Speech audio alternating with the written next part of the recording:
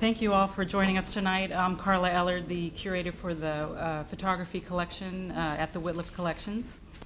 We are honored to present Bittersweet Harvest, which was co-sponsored by Texas State's Department of Public History.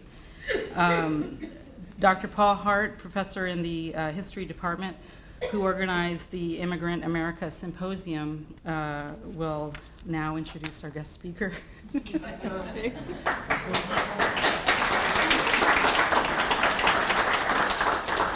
All right, sorry for jumping the gun there. I'm Paul Hart from the Department of History, and I'm glad to see all of you here. We've been having a 2-day symposium, well, 3-day actually, because there's an oral history project tomorrow, which should be interesting as well. So let me introduce Kristine Navarro-McElhaney, who is the director of the Institute of Oral History at the University of Texas, El Paso. During her tenure at the Institute of Oral History, it has greatly expanded its scope of work and significantly elevated the center's visibility through key projects and partnerships, including the Bracero Archive Project, in conjunction with the Smithsonian Institution, Brown University, and George Mason University. Through this collaboration, UTEP has amassed the single largest collection of Bracero-related oral histories in existence today. This project was recently recognized with the 2010 NCPH. What is that? The National Public History. National Council of Public History. I should have been able to figure that out. Outstanding Public History Award. The Institute of Oral History has also begun an ambitious effort to document the struggles and triumphs of Hispanic entrepreneurs along the border and across the nation through a partnership with the U.S. Hispanic Chamber of Commerce and other Hispanic chambers across the country. Kristine's published works include co-authorship of Wheresoever My People Chance to Dwell, African American Women in the Southwest, Black Classic Press, and co-author of the upcoming Bracero Memories from the University of Texas Press. My pleasure to introduce Kristine Navarro.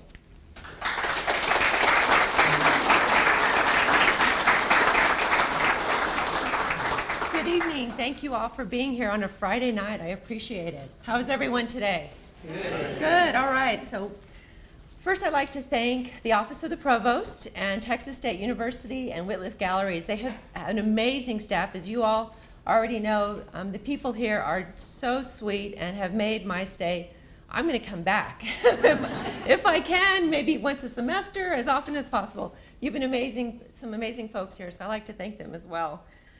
Bittersweet Harvest, it's kind of a long journey for us. It's sad, it's exciting, all this work, and here we are, the exhibit. I hope you all enjoyed the exhibit. We put a lot of heart into it because these people, these men and these women, trusted us.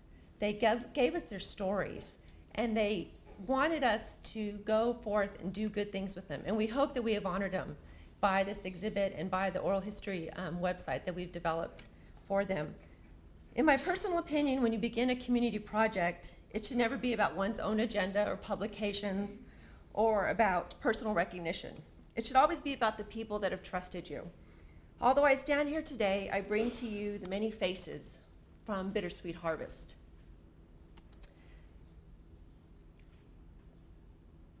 I want you to leave here tonight with these pictures in your face. I want you to look at these pictures and think about these people. For 8 years, these photographs have been bouncing in my head. I eat, I sleep with these men and women in my head.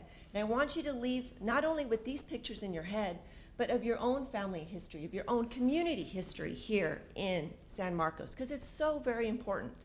So my goal here tonight is to tell you a little bit about the Bracero Project, but also to help you kind of get started within your own community projects, because the amount of history here is so amazing. And I just hope that's my goal here tonight. Because as you drive around the community itself, you see a bunch of buildings. You see a bunch of old buildings that are, some are good standing, some are falling apart, some have been completely torn down. But I want you to think about the people that occupy these buildings. I want you to think about their stories and about the people that have journeyed back through these buildings and what their stories are about.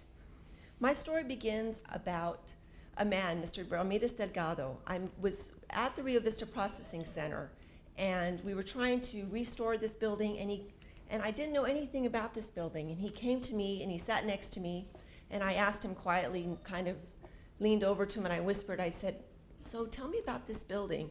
And he looked at me like I was in trouble, because I didn't know the history about this building. And he told me, he said, "This building," he goes, "I went through this building. I was processed. I was a bracero." And to being a bracero for me is a word of distinction. It's a word that should go down in history. So I took it. So after I got his lecture, which was good because I knew nothing about this program and knew nothing about this building or this area, he kindly guided me and helped me understand more about the Bracero Program.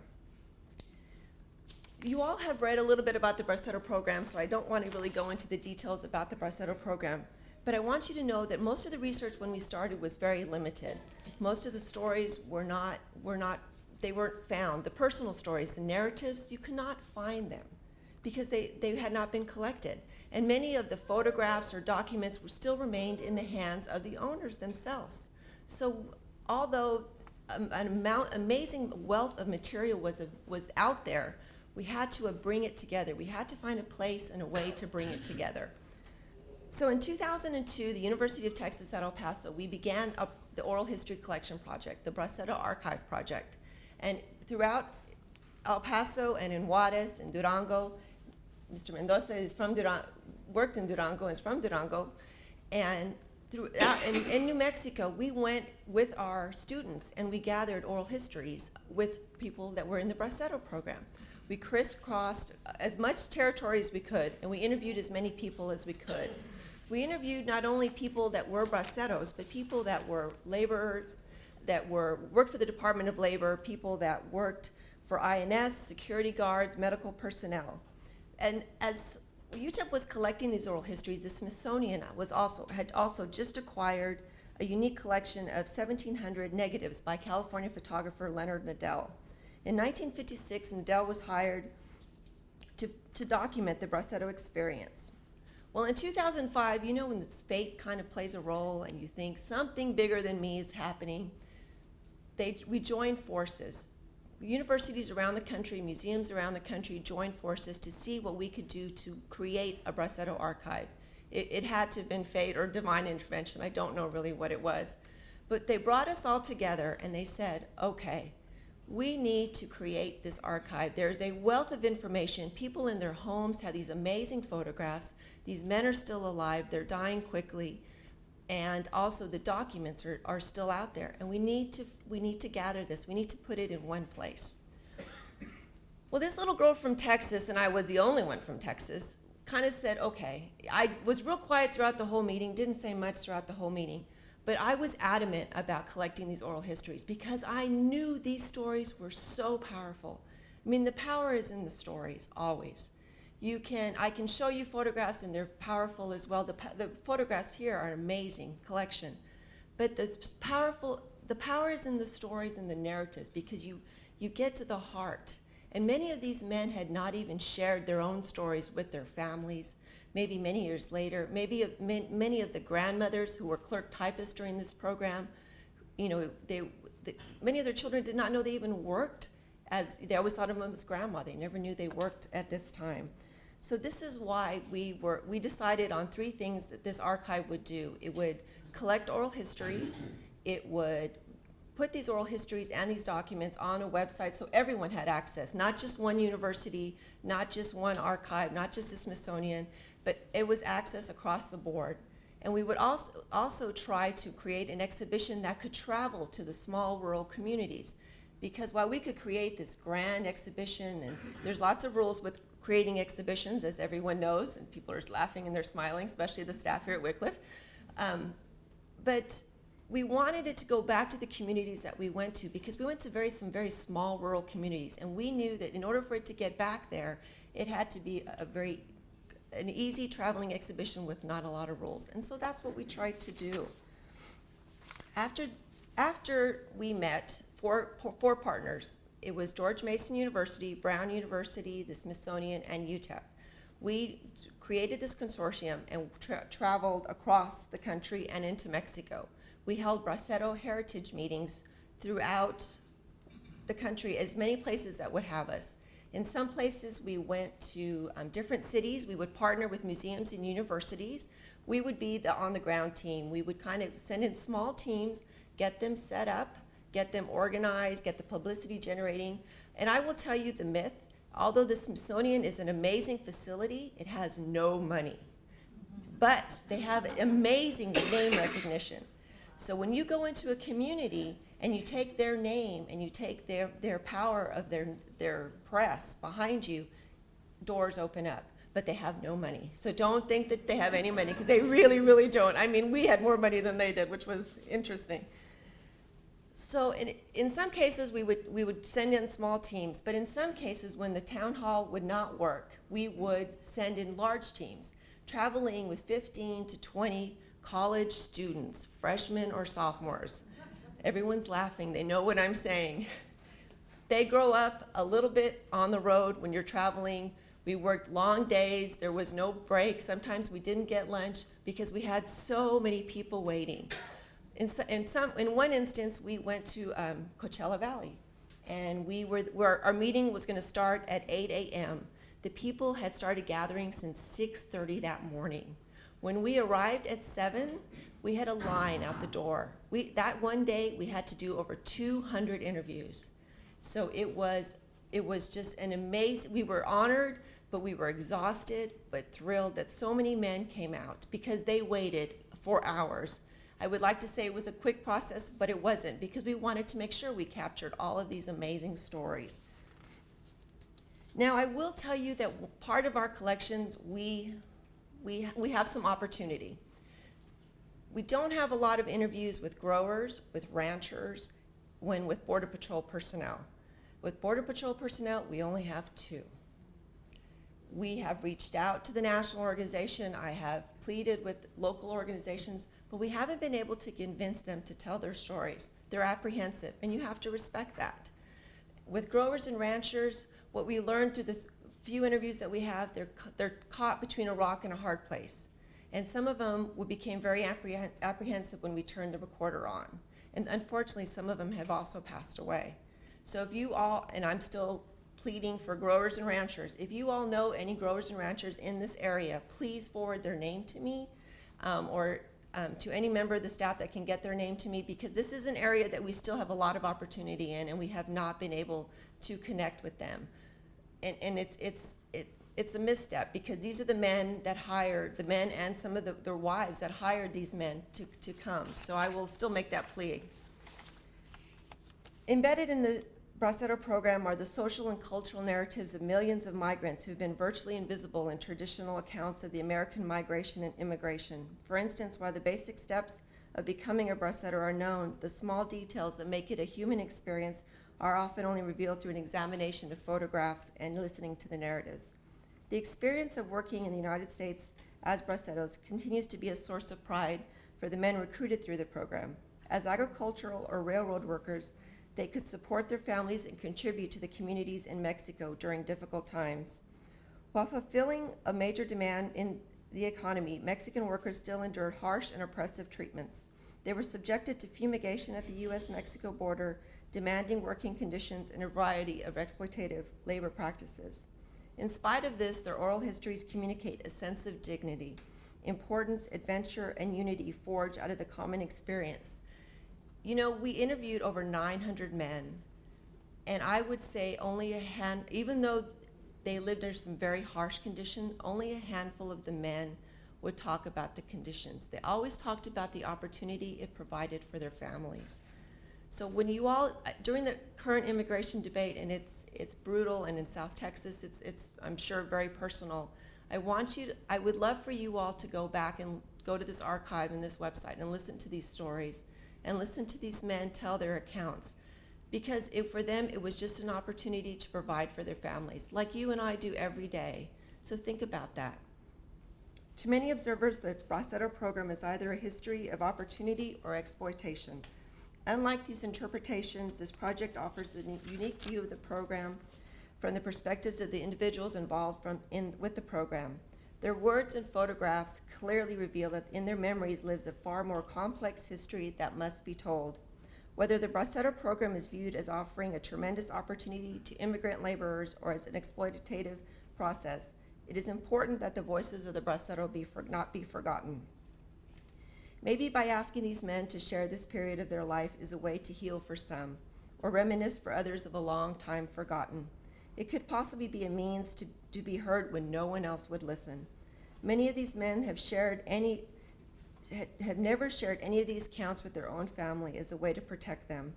We know from the research on both sides of the border, the Bracero Program affected and transformed Mexican family relationships. These materials have also proved surprising and insightful. In one oral history interview, Mr. Palomedes explains how truly lonely he was being separated from his family. While only having a second-grade education, he taught himself to read, and then he could write to his family in Mexico. In another interview, Mr. Bautista, a son of a Bracero, explains how the program disrupted the social structure of many villages. Mr. Bautista remembers how he was teased for his father being absent while working in the United States. His mother retreated to a small support group of other women whose husbands were also Braceros. I would like for you all, I was in San Jose. I have a quick short story to share with you. I was in San Jose, California, and while we were there, we were gathering interviews, and it had been a really busy day, and we usually have a town hall meeting, and in this town hall meeting, we make our pitch, we ask people to think about donating artifacts, we ask people to think about talking to us and sharing their oral histories with us and their photographs. And this one young man, young college student, came in, listened to us. He was youngest in the crowd because most of the crowd was a little older.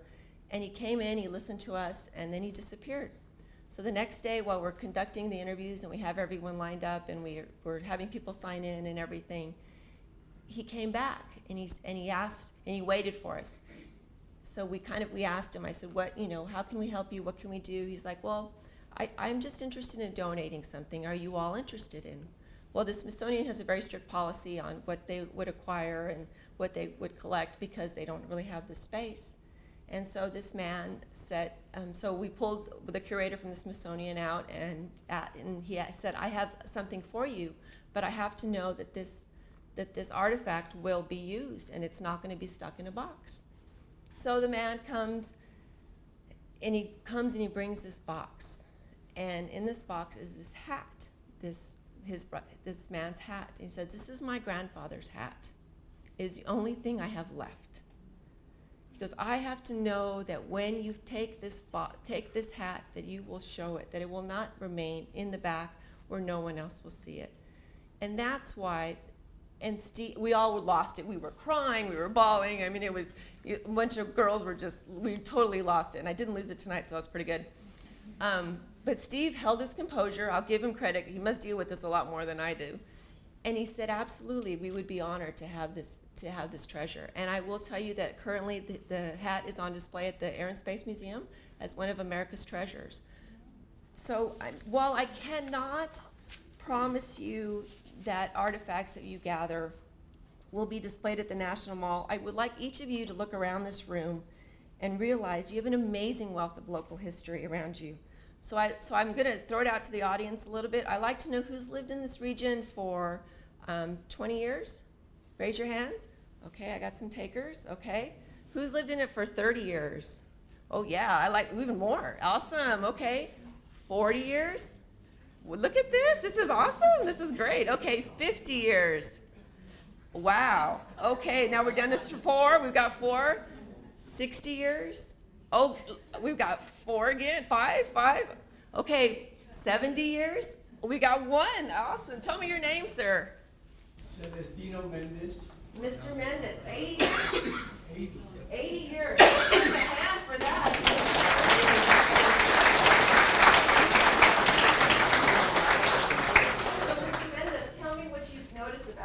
This whole city and how it's changed? Well, it was just a very small town.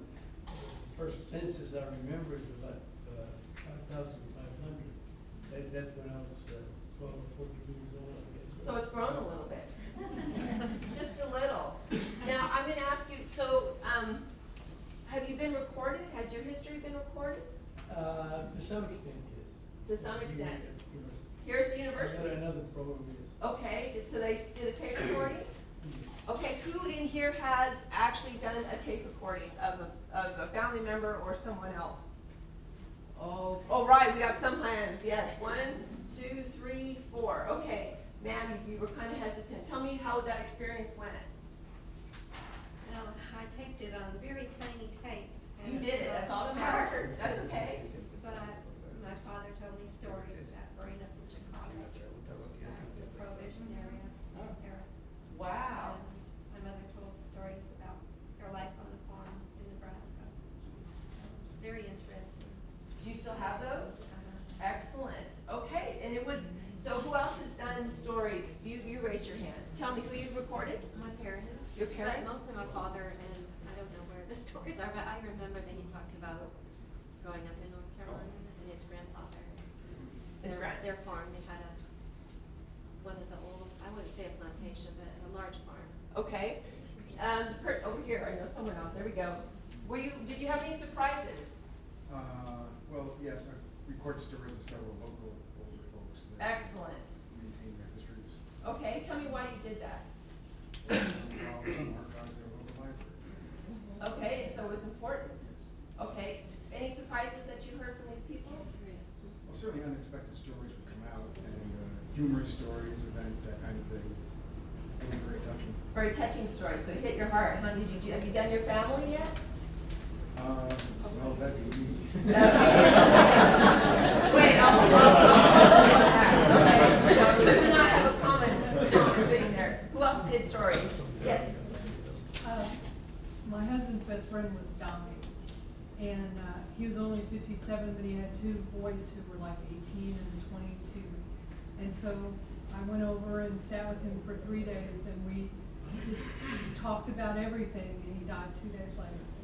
So his boys have this wonderful recording of his dad talking about growing up in Chicago, and how he and their mother met, and all that, and I had not recorded my father or my mother, who both died very suddenly, and the day they died, I went, why didn't I sit down and talk to them about this? And so I vowed that I would not let Bob die without having something for his kids. Tell me, Terry, what that meant for you when he passed and you could give that to us.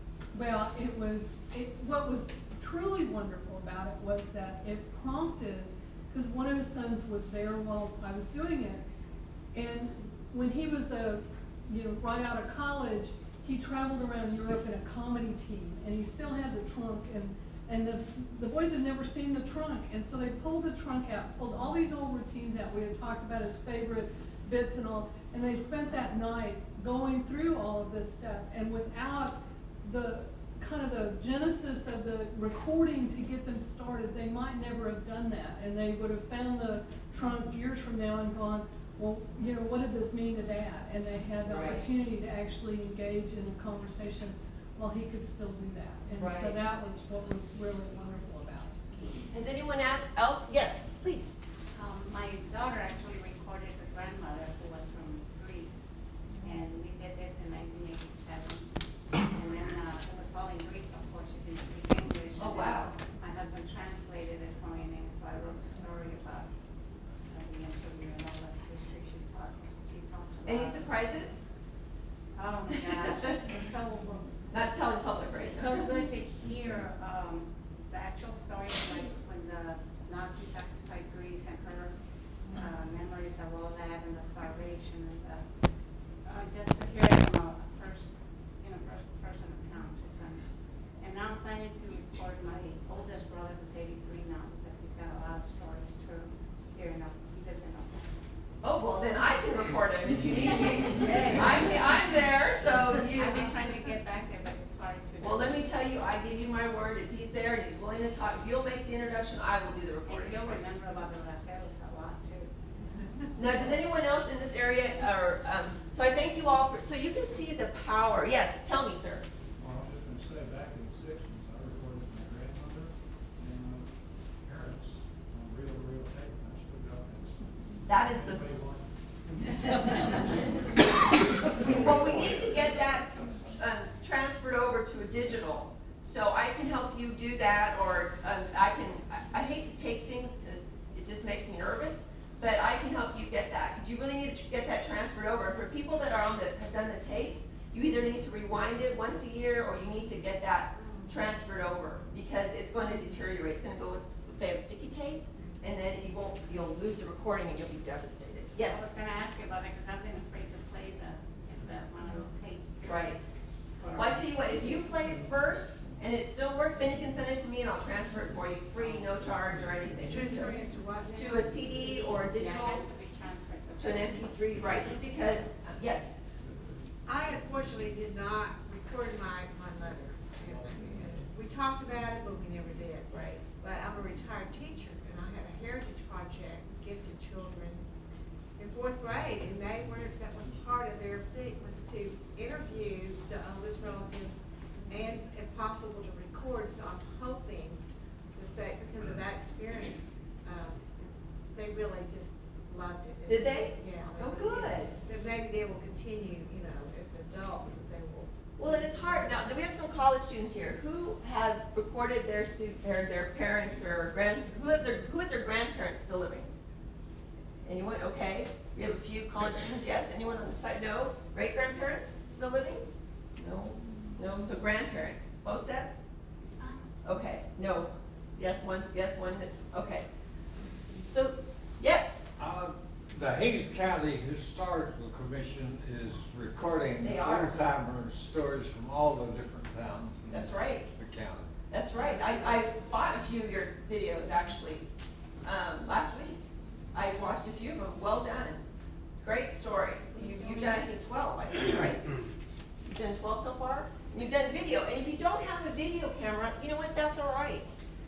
Just please get a recorder. Okay, I cannot plead to you more. And especially, I know you're young, I know your schedules are busy, but you have grandparents that are still living. How many of you would love to sit with your son or daughter and share your story? That would be the best Christmas gift you could give them for life, I can assure you. Because do we listen anymore? Do we really listen? Do youngsters listen? But to the stories, they're texting, right? If you text them your story, sure, that'll work.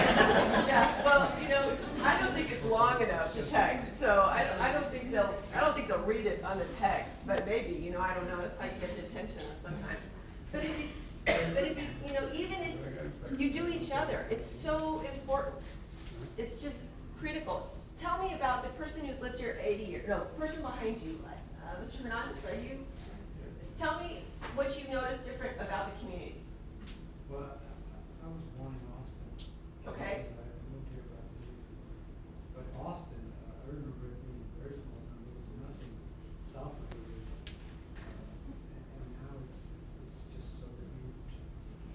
Right, it's a constant. I drove in near Austin yesterday. It was horrible. I'm sorry. It's awful. Yes, the traffic is, but you all know a lot of people, how many have, yes? His dad, who's now in his 90s, was raised here in San Marcos. And So he's still living? Yes. Have you recorded it? Okay, I'm putting you on the spot right now, in front of all these people. Is he able to be recorded? Let me ask that. A little bit, yeah, probably. Maybe He's some- still in the rest of it. We get too tired. Well, you know what? If you do a little bit, so people get tired. So who in this room should be recorded? There, thank you very much. You all are now shy all of a sudden. All of you should raise your hand and say, I should be recorded. Right here. Come on, everybody, raise your hands. Everybody, yes, come on, everybody. Raise your hand. Come on. Oh, this side is shy, right here. You got a shy here. There we go. Because you have amazing stories. You have a wealth of information. And do you know that once you're gone, those stories are gone with you? Your mother, your parents. You're the only one. I know being the only one. I know what that's like. So please, I'm going to beg you to please get out a small recorder. See, I want to show you what I have. I come prepared. I have little recorders. All right? This is tiny. Look how tiny they are. They're $60. They're $60. You can buy a tape machine. The tapes are $1. If you all, and I give you my commitment, and Lynn will know I do this all the time, and some people take me up on it, some people are shy, but I hope you all will not be shy. If you all promise to record each other, I will send you recorders at no expense to you, all right? You can take this apart and download, I think this is right. Digital, right? You're right, it's digital. The ones I will send you, not this one, you take it out, and the young students will know, you stick it into the USB port, and you download this software, and boom, you have the audio recordings. It's so easy. It's 3 steps. Okay, how many? Yes? I just want to say, my husband's hesitant to say, but his grandfather was just honored as one of the pioneers of Mission McAllen, Texas, and I know he's been recorded, and there's stories that I've heard of him selling Pancho Rios' his first car, and all kinds of things, starting with first voicemail. So where are the recordings? My uncle has them. Your uncle has them. So he's going to give you copies? Well, I'm gonna go down there and record some of the stories. I like how he's talking. See the confidence? I'm going to go down there. I'm good And for I've you. already recorded him speaking, but he's told stories about my Mama Luce and Papa Felipe when they lived at Durango, Mexico, and during the Mexican-American Revolution. And he said that my grandmother went to, before she died, still couldn't get the images out of her head of Pancho Villa killing their friend, their Chinese friend. Not him personally, but they would kill him. And she saw him hanging from a tree, Chinese guy that was her friend. Just like stories. So I gotta record mine. Right, and you have to remember, it's not about the accuracy. If they tell you that, World War II is in 1956, do not correct them, please. Say, okay. It's about what they remember. It's about how they remember it. I'm not going to remember what I did last week. Last week. I'm just not. I'm getting older. I'm busy. I don't remember anything. But if I remember the experience, that's what you have to collect. That's what you have to gather. He's looking at me going, I don't know about that. And you have to look at their body language. And you have to think, I have to convince this man that he needs to tell his story. He needs to share his story. Because I bet he's got a wealth of information, right? Oh, yeah. Oh, see, there you go. Now we're talking. What are some of the questions that you do to initiate the conversation? When you talk to your parents or your relatives, do you need to ask them a lot of questions? No. Just say, I'd like to talk about your life, and turn it on, and sometimes we ask, just so I'll answer your question, I'm not trying to be smart, but when I talk to my relatives, I just ask them 1 or 2 questions, and they go. It's stopping is the problem, actually. But they can sit for hours, and I'm moving, and I'm trying to be comfortable, and they can go for hours. You always talk about their background. You always talk. Oral histories is always about the first person. It's always about their life, usually, not about their grandparents necessarily, unless you want to collect that family history. You talk about their own life. You talk about where they went to school. Do they have any recollections? Sometimes if you bring out photographs, they become very powerful, and they trigger certain good stories and certain bad stories. And if they cry with you, don't get nervous, okay? Go with it. Give them the Kleenex and tell them, you know what? Let's hear about it. We need to know. People need to know. Because there's so much that's inside them that they don't know about and that you don't know about, but you need to get it out. And they maybe need, it's a healing mechanism, I think, in some ways. Because people don't know. And they've never shared that story. So yes, you had a question. Well, what I was going to say was that while the stories are very powerful, what I find equally powerful is to be able to hear someone's voice. That is such a personal artifact of who we are, and I would give anything to be able to hear my grandmother's voice. We have videotape of my mom and dad and other things, so I can hear their voices. I can't hear my grandparents' voices anymore, and they had very distinctive voices, and so to have that, to have your parents or to have your grandparents' voices that you can listen to, it is almost like smell in terms of bringing memories back. Absolutely. Terry, I'm just have you come up here and I'm gonna sit down there. She's doing, absolutely. It is, I mean, how many of us have recordings of their family? Oh, we have a few. I got like 3. One, you said yes. The one. Have these people passed away since you recorded them? I get a few nods. Yes, yes. Do you play the tape every once in a while? No, too hard? But you have her voice, huh? On some. On some, was it your mom? But you have her voice. Powerful, huh? You have her voice. Let me tell you a quick story, and then I'll answer questions on this note. So, I've been the director for the Institute of Oral History for 10 years. I was in banking before. I've interviewed hundreds of people. I know. I've interviewed hundreds of people. That's just my job. I love my job. I love what I do. So my grandfather hit his 95th birthday. So I said, oh, you know, he's getting older. I need to interview him. So I did. I interviewed him, talked about his loves. one wife that we know of. Talked about his career and everything else. So it was a great interview. I talked to, time went on, got busy. I interviewed my grandmother, 90th birthday. It was great. You know, she talked about her love, and which is okay. I bought it. Didn't want to disappoint her. I thought I'd hold on to the tape. I was like, okay, hold on to that. And you know, I'm very fortunate they're still living, and so won't share that with the family until they're gone. But you know, I have their voices. I got real busy. Bracero project took off. I thought, you know, maybe I should interview my parents. You know what? They're in their 60s. They're young. They're full of life. No, I'm not going to interview my parents yet. I'm going to wait. So I got busy, started going again, go, travel. As Dr. Denton will tell you, we traveled a lot. And then life dealt me a blow. My dad had cancer. And my dad was dying. So I went to my dad and I said, Dad, I really need to talk to you. We need to do this interview. No, I'm not dying yet. You can't do this. I'm not dying yet. I'm still here. Okay, Dad. I see nods. Okay, Dad, I'll wait till you're ready. I'm not going yet. He's a fighter. Okay. So I said, okay, Dad, I'll wait for you. So he kept fighting. We thought he could beat cancer. Some people do. We thought he could. But then my mom got sick. She had pneumonia.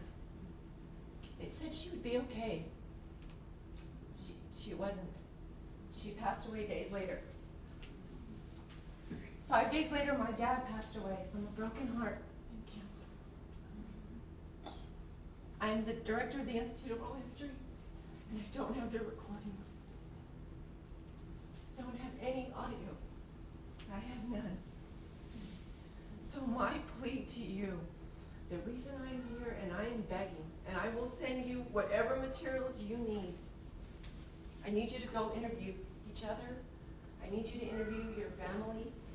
I need you to, everyone has a story to share. Everyone in this room should be interviewed because the power is in the story. So please, if it's an aunt, if it's an uncle, a sister, a brother, please, think of me. Think of my teachable moment here, my crying like a girl, because I do all the time. Because I know, I would give anything to hear her voice, anything. I have no audio recording. I don't even have VCR tapes. And that power of that voice. So please go interview your family. I will help you, I will get you the materials you need, and I make it my personal commitment, my personal vow until God takes me off this earth, to help everyone in this room, everyone that I talk to, make a recording of a family member. So I beg of you. Please, it doesn't have to be perfect. Questions don't have to be perfect. Nothing has to be, you just got to do it. So please go out and do it. Thank you. Do you all have any questions? Any questions? Yes. After you record somebody, do you then put it in, you write it out, or do you just encourage us to? It's up to you. It's up to you. We can transcribe the interview. We can, we have no problem transcribing it, or you can, sometimes we just write, because transcribing is so expensive, it's like usually $600 or $1,000 per interview. I do really long interviews. I do like 3-hour interviews. I'm a talker, what a surprise. And so my interviews are like $1,000. But, you know, in some cases, as long as we have the audio, we do a summary of the interview and then we archive it itself. I would love, and I will gladly share the interviews here with Texas State, have no doubt, but I would love to archive these at the Institute and know that people, 100 years, when all of us are gone, they will be able to read about San Marcos. I will gladly help San Marcos or Texas State if they have, you know, help the center have the archives as well. So you can all say, on this day when I attended her lecture, she made me go out and interview someone. So, and they'll be like, who is this wicked woman? Yes, sir. Is your project the one that NPR would publish herself in StoryCorps? Oh, don't you love StoryCorps? Yeah. I love StoryCorps. It is not. It is not, because StoryCorps has a different, it's not as structured as we are probably, and it is just going with someone you know. Just like if Elizabeth and I are just going to go, we're friends, we're going to just go and talk about our lives back and forth. So StoryCorps, although it's different, it's an amazing, if you have a StoryCorps booth that comes here, or is it here? It has been. It has been? I mean, get your copies, get your tapes, I mean, your CDs, they're an amazing group, they're good people, I work with them, they're great people, but no, it's not true. But it is deposited at the Library of Congress, their archives. Yes, ma'am. I have a question. Yes, It has to do with how many people here have grandchildren, even children, who ask them about their past. Okay, let's hear that. Did you hear a question? How many people have grandchildren or children that ask you about your past? Oh, very few. Okay. Okay, you see these young kids right here? We're going to pick on them. So they're going to go out to people and convince them. That's true. Some people don't. We're not interested. We're young, we're not interested. We're too busy, yes. But you know what? You tell your daughter, or you get your best friend. Do you play bridge? No. Okay, sorry. How rude of you to, my grandmother plays bridge. I just thought, or canasta. So you know, I just play bridge or canasta. Get some of your, that's all right. No, please be honest. That's the best part about it. Please get one of your friends, and like StoryCorps, you do it together. You just share each other.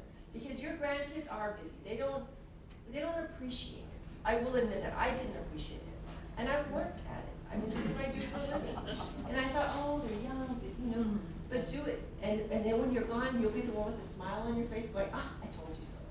So just think of it that way. It's a way to pay them back. It's true. Yes, ma'am. I know one thing with my grandchildren, when they're younger, they love it if I tell them stories when I was bad. Oh, there you go. They're going to say, tell us, you remember, yeah. That's a good way to get it right. Yeah. You get in trouble when their mom or dad got in trouble. Yeah, that would be a good story too. Absolutely. Absolutely. I hope, yes, do you have any questions? I just wanted to share that I didn't record my mother. I wish I had. She died of ovarian cancer.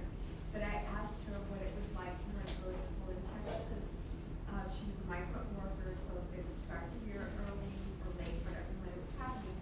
And it was in Texas, and she told some really moving stories about the Mexican American kids were all in one classroom, no matter how old they were. You know, so she was in classes with her brothers and sisters, and she remembered being accused of stealing something and being really upset.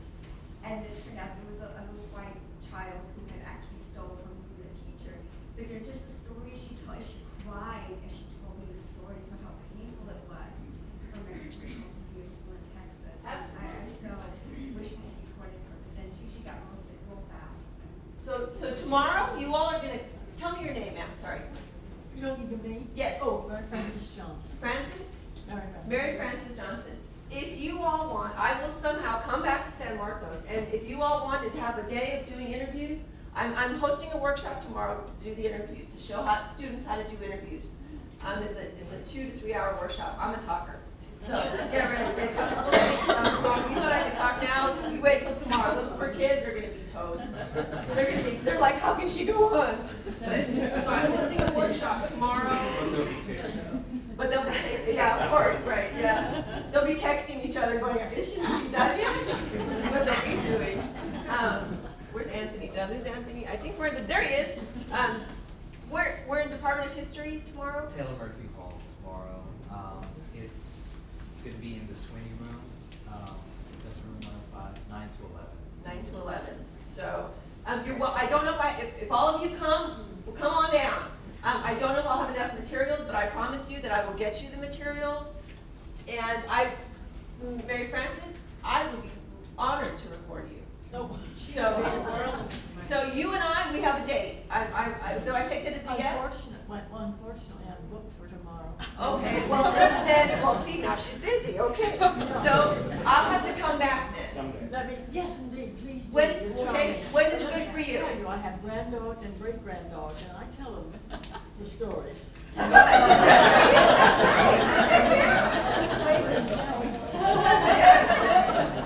Absolutely. You tell them you're gonna.